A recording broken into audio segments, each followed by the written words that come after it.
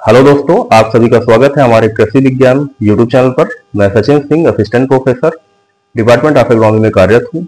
और आज इस वीडियो के माध्यम से मैं कुछ मुद्दों पे बात करूंगा, जैसे कि एग्जाम डेट आपकी पीजीटी और टीजीटी की क्या एग्जाम डेट रहेगी।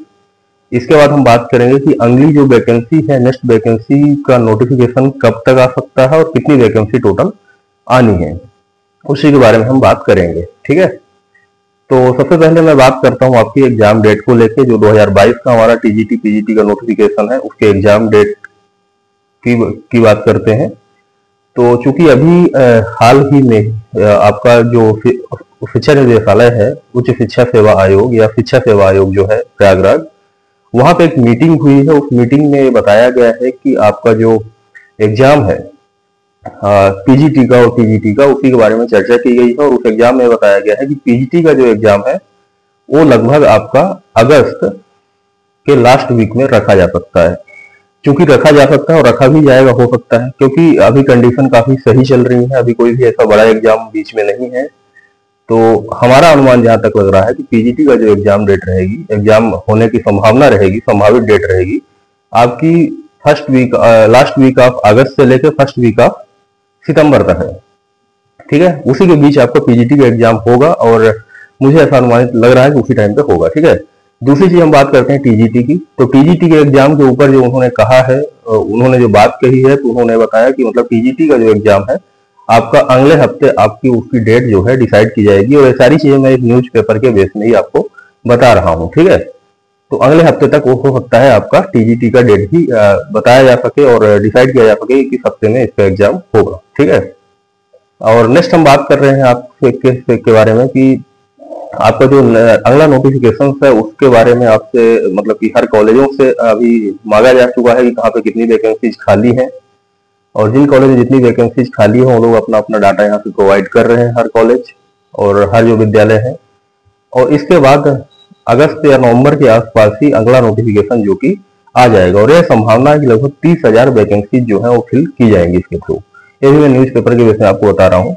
और 30,000 वैकेंसी जो कि फिल की जाएंगी, तो अगली वैकेंसी आएंगी तो उसका भी यहाँ से मतलब की सारी चीजें, मतलब डाटा जो है किस विद्यालय में, किस कॉलेज में कितनी सीटें खाली है, वो सब मांगा जा रहा है। ठीक है, तो मैं आशा करता हूँ आपकी तैयारी अच्छी चल रही होगी और आप प्रिपरेशन सिलेबस वाइज ही कर रहे होंगे, सिलेबस को देख के सारी चीजें आप पढ़ रहे होंगे।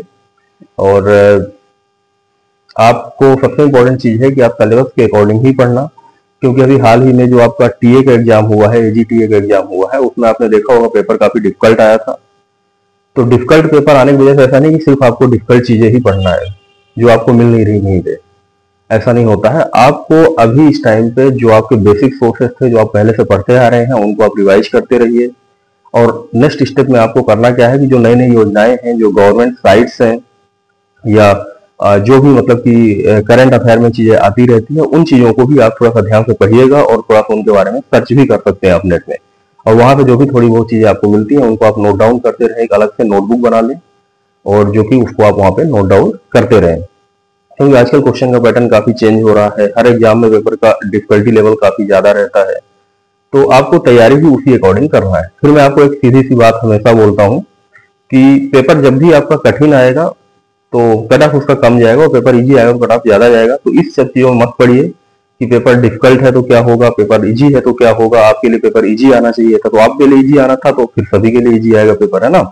तो सभी के लिए इजी आएगा तो उसका सभी लोग स्कोर अच्छा करेंगे। तो आपको इन चीजों की चिंता नहीं करना है, क्योंकि आपको मैंने कट ऑफ के बारे में भी डिस्कस किया था। तो कट ऑफ जो है आपका लगभग, आप मैं बताया था आपको 40 से 45 के बीच में रहेगा बॉयज का कट ऑफ, सारी कैटेगरी को मिला के। और जनरल का हो सकता है 46 से 48 के बीच में रहे, ऐसे ही ओबीसी का आपका लगभग 45 के आसपास रहेगा।